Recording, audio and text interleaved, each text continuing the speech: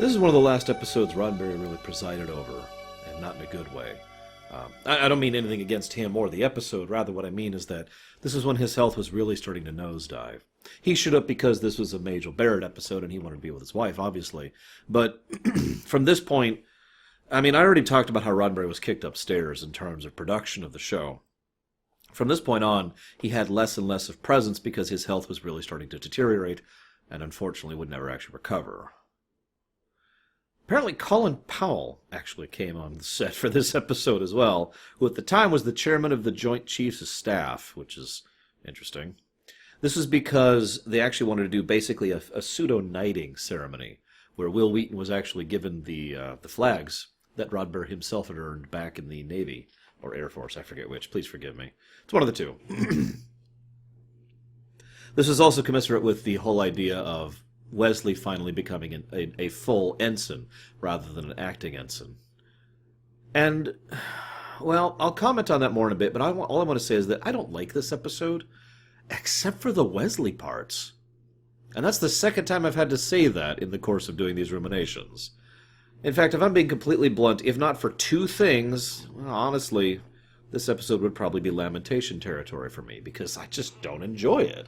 But I'll get more to that in a second. Or right now. You see, the writers of this episode have flat out said this is supposed to be a comedy. It's funny. And yet one of the things I've noticed is that Star Trek can be funny, legitimately funny, and obviously humor is a very varied type of thing. Not everyone is going to find the same stuff funny and blah, blah, blah. But I can say without hesitation that Star Trek has made me laugh many times in my life. But I've also noticed a weird trend that every time Star Trek deliberately tries to be funny, it tends to fail. Now, that's not universally true. Sometimes a comedy episode succeeds. Both of the Tribbles episodes come to mind immediately for episodes that were designed to be funny and somehow managed to succeed at it. And yet, for every time we see that, we see episodes like, well, this one. Isn't it funny how gross she thinks he is, and now she has to kiss him? Oh, that's hysterical. I mean, she's getting her comeuppance by being forced to deal with someone who's even more egotistical and horrible and self-important than she is. Isn't that funny? No judgment if any of you actually like this episode or find it funny. I just didn't. And it's hard to ruminate, to dissect or analyze comedy. I mean, I could sit down and try to discuss the nature of comedic values and jokes to you, but when I'm discussing a specific comedic work, it's always like, well, gosh, what am I supposed to say about this? So I'm going to do my best here. I do want to point out one thing. Something I've made an issue of many times before is whether or not you can beam through the shields. And the reason I do that, in case you haven't heard, is because it's not a minor thing. It's not a little thing off to the side that nobody cares about. Now, granted, I tend to be very pro-continuity, so I like it when little details are brought forward. But I really hate it when big details are ignored. Because not being able to beam through the shields has been a major plot point multiple times in basically all the Star Treks.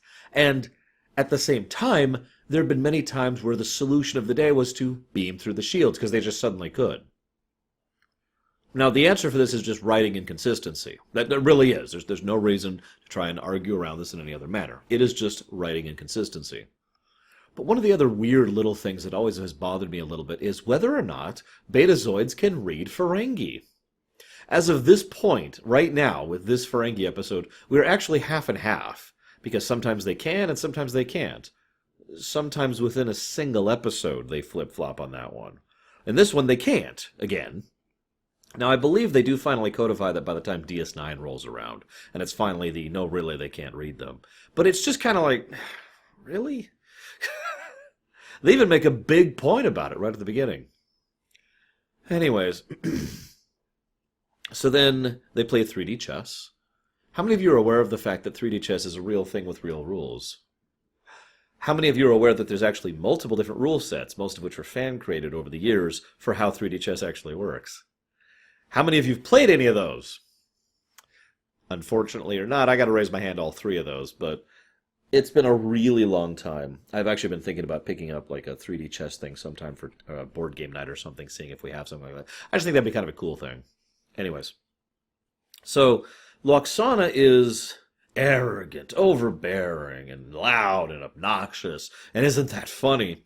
And so people try to get away from her as she herself is being accosted by Damon Togg, who is loud and overbearing and obnoxious, and isn't that funny? What I want to know is how aware of this Lwaxana is. Now, I know Lwaxana herself is something of a divisive figure. To be 100% clear about my opinion, I'm actually fully supportive of Majel Barrett. She was awesome. The end. Like, I don't even think that one's a debatable, unlike some other more divisive figures in Star Trek history. But Lwaxana Troi herself? I could name 2 episodes off the top of my head that I find her to be tolerable in. And in fact, I actually think she's good, legitimately good, in both of those episodes. One's over on Deep Space Nine, which we've actually already covered by now, and one's one that's coming up in the future with Lwaxana and Troi. You probably know the one I'm talking about if you're aware of it. And that's it. She's... It's not just the obnoxious, overbearing, irritating part. It's also partially the fact that there's a total lack of awareness of it. That at no point in time does it occur to her that maybe there's a reason other people try to avoid her. Now, maybe that is part of it. As we find out in the one DS9 episode I just mentioned, one of the things Lwaxana is really big about is trying to stand out. Not being ordinary, not being normal. She hates normal. It's mundane, boring, and bland. And you know what? I understand and sympathize with that idea. But I don't know how much of that is written into her character at this point in history, which, remember, even in real life, never mind in character, was several years before that DS9 episode. It's an interesting thing to think about, because it might mean that maybe she is fully aware of just how much other people can't stand her presence, and she accepts that because at least she's getting their attention, and she's not being, well, she's not being Ambassador 375. You know what I mean? Everyone knows who Lwaxana Troi is, and how different she is from everyone else. Food for thought. I find myself thinking about that subject often in this episode, actually. Not just because of Majel Barrett's performance, but more because of her wardrobe. I know that sounds strange, but I actually have my own particular aesthetics. Several people will tell me they're terrible when it comes to clothing on both male and female. And every outfit I saw her in just made me go, whoa, and then vomit was everywhere. Okay, slight exaggeration, but you know what I mean. I didn't like any of them. And yet, all of them were very eye-catching. Not in a good way, but in a, whoa, what's that kind of a way. And again, it made me think that maybe that's the point, that she is deliberately trying to stand out by wearing terrible outfits, right? I don't know, just food for thought. Anywho, so then we see the 2 Ferengi, played by Frank Corsentino, and by Ethan Phillips. Now, both of these are actually repeating Ferengi actors. In fact, if you'll notice, most of the actors who play Ferengi tend to play other Ferengi over the course of the shows, plural. Corsentino actually played Bach back in season 2, I think it was, in TNG, Damon Bach. He also plays Gedges over on Voyager in the episode Inside Man, the one with the Barclay hologram. So he's kind of a long-standing vet himself as far as Ferengi. Ethan Phillips, of course, also plays a Ferengi whose name I actually have no idea what his name is. I actually have it written down right here, and I can't read my own handwriting. Hang on. It's okay. I've got Ethan Phillips right here because I'm always ready for this kind of thing nowadays. What's his name? Yeah, I know Ulyss. Oh, Ferrick, duh, that's his name. He plays Ferrick in this episode, God. But he also plays Ulyss back in Enterprise, making him, chronologically speaking, one of the first Ferengi we ever encounter. Although, obviously, those are the only 2 major roles he played. I think he had a bit part over in Voyager as well, but I'm not really sure about that. Either way, I actually do like Ethan Phillips as an actor, so I think he does a good job here. And I think Corsentino does a very good job as Togg, as well as Bach, so we're with it. Quick note I had. Togg is quickly smitten with Lwaxana. And I have no idea why. But, you know, personal preference is personal preference. I just had a whole speech about that to my niece just yesterday, so I totally get the concept. I mean, black licorice, right?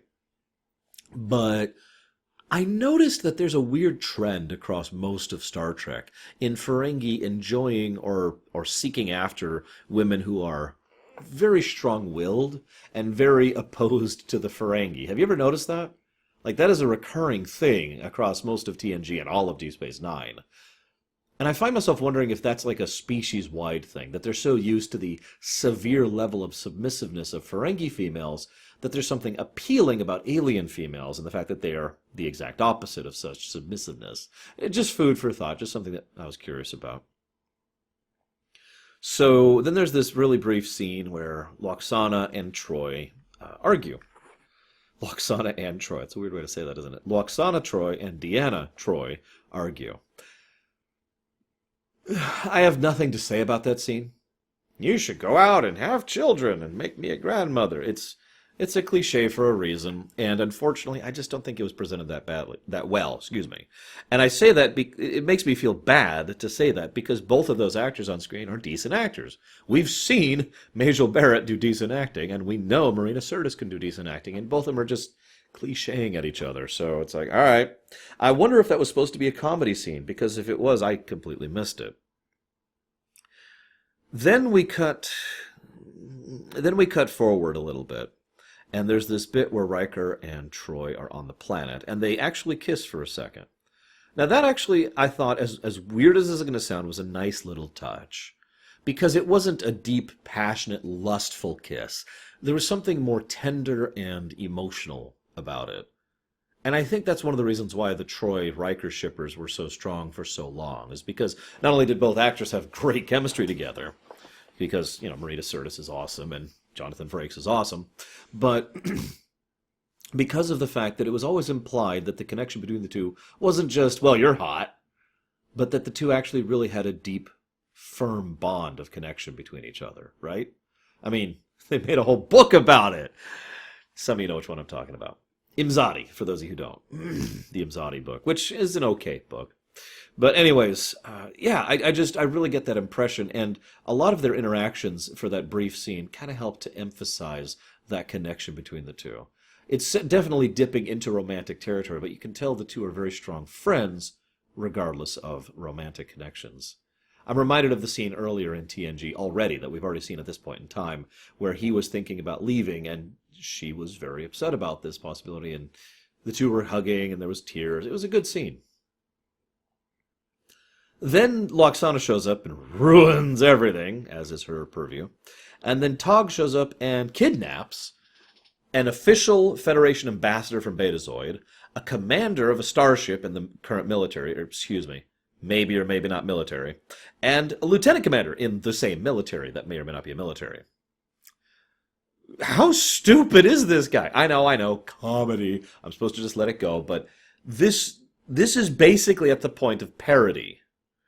Now, what compounds this, and please forgive me for complaining about this, is the fact that apparently the Betazoids are incredibly incompetent. I've always been under the weird impression that Beta Z is one of the core worlds of the Federation, either in terms of geography or in terms of literal political affluence and presence, right? I mean, there's a reason that they decided that Beta Z was going to be one of the planets hit by the Dominion in order to have more of an impact on the viewers, because it's a core world, right? It was originally supposed to be Vulcan. I know. And yet, they have no security at all? They were trying to contact the Enterprise for days, I remind you, plural, while trying to deal with this whole situation, instead of contacting anyone or anything else. As if Beta Z, again, a core world of the Federation, apparently has no ability to do anything about one of people being kidnapped from their own planet. And they had no sensor logs, and they had no planetary defenses, and they had no ships in orbit, and they had nothing whatsoever of any kind to prevent this. And it reminded me of a lot of those little colony worlds we saw all over the place in Season 2 and Season 3. I get the really weird impression that Beta Z was written to be a colony world rather than Beta Z. You know what I mean? Because if this was just some random colony world that they had jaunted off to take their vacation, okay, suddenly this makes a lot more sense, doesn't it? Because they wouldn't have those kind of security things in place. They wouldn't have had that kind of ship support. They wouldn't have had easy access to the rest of the Federation or Starfleet in order to contact for help and assistance. They wouldn't have noticed the Ferengi ship in orbit, or if they had, they wouldn't have been able to do anything. But, a lot more things make more sense if this is just some random colony podunk world. But instead, it's friggin' Beta Z! Sorry for getting upset about this, but You guys know me, kind of a world-building mentality, and this completely pulled me out of the episode in a way that just kind of aggravated me. And it gets even worse, because later on, the Enterprise shows up, finally, after days, and is like, hey, oh gosh, well, let's figure out what happened to them. Well, they have to go physically talk to a person who was nearby as a witness to figure out the course of the crime, the nature of the crime. They haven't even figured out who kidnapped him yet. They needed a witness from someone who didn't actually see anything. No sensor logs, no security data, no transmissions or any possibility of detecting that a transporter happened or anything like that. No, what actually causes them to find it is they find the flowers that Lwaxana tossed off to the side. That's pathetic. Like I said, this episode would be a lamentation if not for a couple of elements, neither of which I've really talked about yet. This is also ignoring the fact that Tog is astonishingly stupid for what he does. Lwaxana even calls him on this. They will never stop hunting you because they're Starfleet officers. Let them go. And he still has to think about that. Well, I don't know. I mean, what's in it for me other than not being hunted down by the greatest military power in the quadrant? I'm sorry. Moving on. Granted, it's not Wolf 359 yet. We're a couple weeks from that, so I guess they're not the greatest military power yet. So then they get beamed out of their clothes. I'll admit that was a nice shot. For those of you curious, no, neither actress was actually nude. They had stuff on below the site where the camera was doing. That's actually a very common trick for actors to do when it comes to these kind of scenes. It's very rare an actor will actually get nude on camera unless they have some reason to do so, like John Delancey did. Anyways, so they get beamed out, and then Lwaxana proceeds with the I'm going to slowly seduce Tog part of the episode. It's funny to me because this is probably the closest thing to clever humor the episode has, in the fact that Lwaxana is presented as so overwhelmingly oblivious to everyone else's disdain for her, which, as I mentioned earlier, I don't actually fully believe, but let's just go with what the episode says. And in addendum to that, Damon Tog is completely oblivious to how much disdain she has for him. Like, this is a kid's cartoon at this point. And what I mean by that, let me explain that, because what I mean by that is this is a bad kid's cartoon. You ever seen kids' television? I'm sure you have, at least at some point in your life. I've been exposed to a lot of it over the last 6 years as I've been helping to take care of my niece. And one of the things I've noticed is bad kids' television likes to do that thing where something happens that is astonishingly obvious to the viewer in order to clue in the viewer that something's going on, assuming that the viewer is stupid. Then they do the thing where nobody in character notices at all. They act as if this is completely normal behavior. Imagine for a moment if my sister came into view right now on camera. She's not going to. She's off at work, I think. If she just came into camera right now and just slugged me. Not in a fun, fond kind of a way, just as hard as she could, and she broke my glasses. Then she pulls out a knife and stabs me in the shoulder. And imagine if my reaction to this incredibly out-of-character behavior would be to say, huh, so what do you want to get for dinner? Man, what's up with her today, am I right? And that's why that aggravates me. It's not just stupid, it's treating you like you're stupid. And I've said this many, many times, because I already hear the counter-argument, well, they're just kids. Kids are not stupid. There is such a thing as intelligent kids' television. I've seen it. Over the last 6 years, it's actually been kind of my little side mission to seek out good kids' television for her to be able to watch, so it doesn't treat her like she's a goddamn moron, because she's not. And that's why this aggravates me in an episode of Star Trek, which does not have the excuse, invalid excuse, but excuse nonetheless, of being a kids' TV show. I mean, yeah, it's more family-friendly, but the point remaining that this is aggravating to see Star Trek treat me like I'm 5.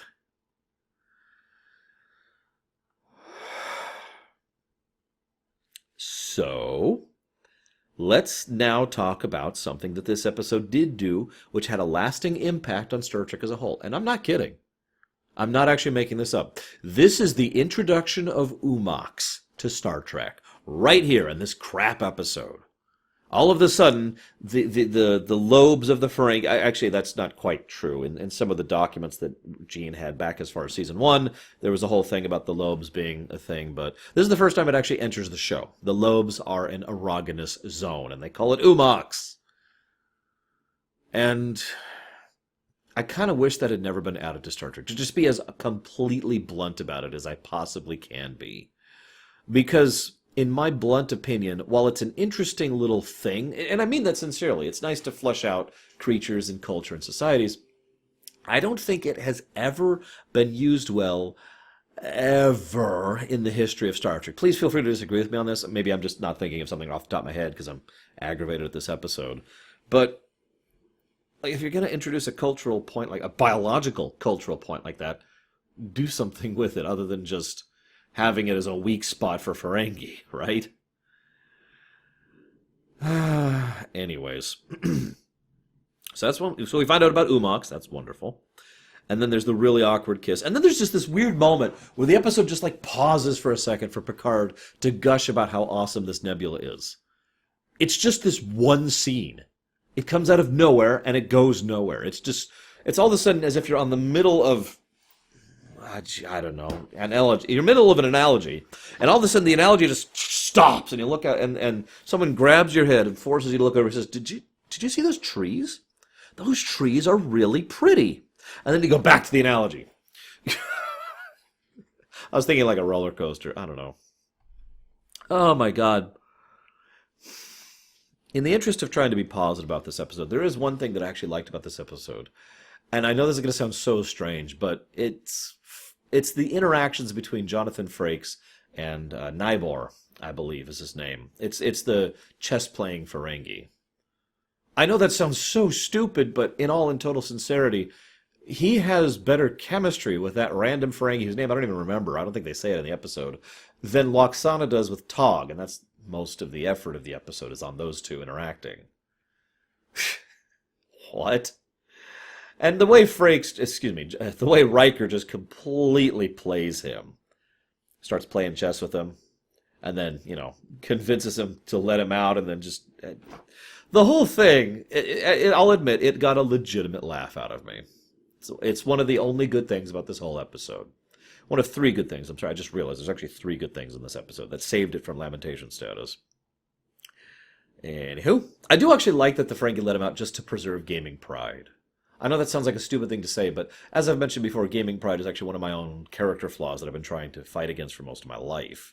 I'm the person who, if someone says, oh, you can't do this, like, for example, actually, this is a real example. Once upon a time, I had a friend of mine who was like, oh, so you speedrun Mega Man, huh? Go ahead and pick up this controller and play this thing. And I'm like, yeah, okay, sure. And I ended up screwing up. And it bothered me a lot. He didn't think I was lying. He knew I was good at Mega Man, and I knew how to play. I am actually good at Mega Man, and I'm like, ugh. But my gamer pride was bothered, so I was like, no, I'm going to do this. And I shouldn't have, because we had to get going and went blah, blah, blah. My point being, I can kind of see the mentality there of, okay, fine, come on out here and play chess. I'll prove to you that I'm not that bad at chess. It's just an amusing little tidbit. So then they decide to go... so then Wesley figures out where they are, and they chase after them at the jaw-dropping speed of Warp 8. Now, Warp 8 is not exactly slow, but they actually have a line establishing that the Marauder can go as fast as the Galaxy earlier in this episode. So why aren't they going full tilt to try and get there, given this problem? Although, given that, I actually wonder at the range of their sensors being able to pick up basically random static in a warp trail. But anyways, I digress. Let's not even get into that. So then Loxana's like, I give you my word. And Damon Togg says, like, I give you my word. And what's really weird is the way he says that is totally legitimate. I find it a missed opportunity. I wish the Ferengi, were more fleshed out, first and foremost. But too often the Ferengi are portrayed as stupid, evil, greedy. Right? Those three specific character points all mesh together. And I would have liked it more if they removed the stupid from that. Or possibly the evil from that. Let me explain what I mean. If I was designing the Ferengi, I would add something so that they really do consider the deal, the very social construct of an agreement, to be something that is absolutely binding. Now, they have to actually say, I agree to this, or you have my word, or whatever, some kind of way to officiate it. But if a Ferengi says, I agree to this, I like the idea that Ferengi culturally, societally, would consider that hard law, written in stone, so to speak. I think that would have been an interesting way to help flesh out the Ferengi as a people. It could also lead to scenes where, someone's trying to force a Ferengi into such a contract, or one particular Ferengi happens to break it, and the other Ferengi being like, "Oh my God," something like that. Instead, this is like one of the only times in Star Trek where a Ferengi gives his word and it keeps it. Anyways, remember, we're still kind of designing the Ferengi even at this point in time. Although, again, as I've pointed out earlier, we've officially reached the point where they are now comedy. So, So then Picard does his scene. This is the third thing I mentioned, the third good part of the episode. Because Picard just launches into it and launches a billion internet memes over the next several years, or from then to now anyways. But what I find funny is Picard stutters horribly. Like, he just can't bring himself to lie. He's not a good liar. And so he decides to go into theatrics. Full-on rhetoric. Just starts launching into it. And what's funny is this is a legitimately good part of the episode. And again, legitimately made me laugh. Because if you pay attention, it's not just him ranting Shakespeare at the screen, but she starts feeding him. I know you've killed so many of my other ones. And the two have a surprisingly good dynamic as they both try to slowly escalate this con on Tog. And there's this great bit where she feeds a line to him, and Picard immediately picks up on it. I will possess her. Oh, I'm going to count to 10. If she is not in my arms within 10 seconds, blow up the Ferengi vessel. 10, 9. And then he takes his time. He plays it perfectly because his initial countdown is very slow to give the other person time to process that they're on a timer. If you say so to someone, do something in 10 seconds, it usually takes about 5 seconds for that to really process and for them to start doing it. So he takes time. 9, 8. 'Tis better to have loved and lost, to have never loved at all. Men in Black quote. 7, 6. And then he finally gives his final line, and then he just starts 5, 4, 3. Because again, now he's actually giving the real countdown, and Tog freaks out and sends her over, and we get the conclusion of the episode, basically. But that's not actually the conclusion of the episode, is it? I haven't been talking about Wesley at all because I wanted to talk about him separate. He gets very little screen time in this episode, but I really like almost everything about his scenes. That's a weird feeling when Wesley Crusher is one of the best things about an episode of Star Trek, but this is also not the first time I've said that in this series of Ruminations, is it? I like the idea of him going off to the academy and having to cope with that. It's a surprisingly realistic, down-to-earth, coming-of-age problem. Going off to college for the first time, or when you go out to start your first job or whatever, when you move out for the first, that's a thing. And the episode treats it pretty well for the most part, with two exceptions, which I'll get to in a minute. The episode treats it as if this is something that Wesley, in all his excitement, hasn't even really thought about, which was pretty much true for me, too, back in the day. I'm sure it was for some of you as well. And they talk about, don't worry, you're going to be leaving your family. Yeah, but you're going to find a whole new family, whole new people. The way, it really is basically the whole, you're leaving the nest kind of a thing. And the way Geordi talks to him about it, the way Data talks to him about it, everyone treats Wesley as if this is a good thing, but still a thing that brings tears. And it hits that dynamic very well. I also like how there's a bit towards the end of the episode when Wesley figures it out, and Picard turns to Wesley and says, now, no lengthy farewells, pause, good luck. And Patrick Stewart, of course, nails those lines. It's so few lines, I wrote them down exactly, but he nails the exact emotion of each line that he's saying, each word that he's saying there. Gets his attention. You gotta go. There's no need to drag this out. We'll miss you. And all of that is conveyed in the way he says it. And Wesley takes one last look around the bridge and leaves. And it's a really powerful scene. It is then immediately ruined by the fact that he runs back up to find Riker. Let me explain why that bothers me. This is Star Trek. remote communication is a thing. Wesley could have tapped a thing and said, I'm sorry, Riker, Captain, really quick. There's a thing in the audio, blah, blah, blah, and explained all his point. And then they're like, oh, we have to beam you over. Okay, beam me over, but I need to keep in contact with the captain. I'm working on a project right now. And they would have been like, okay, hang on, we'll beam you over. Okay, here's a comm panel. What do you need to tell Picard? Okay. And they still could have had Wesley leaving and still had him help save the day one last time. You know, right? And I also like how they don't treat Wesley like he's the only one who could figure this out. It's more like Wesley has a nice creative mind. In other words, he's good at starting a ball rolling, and a lot of the people around him are good at taking it and making it work. This episode makes that very clear. Several of the good Wesley episodes do.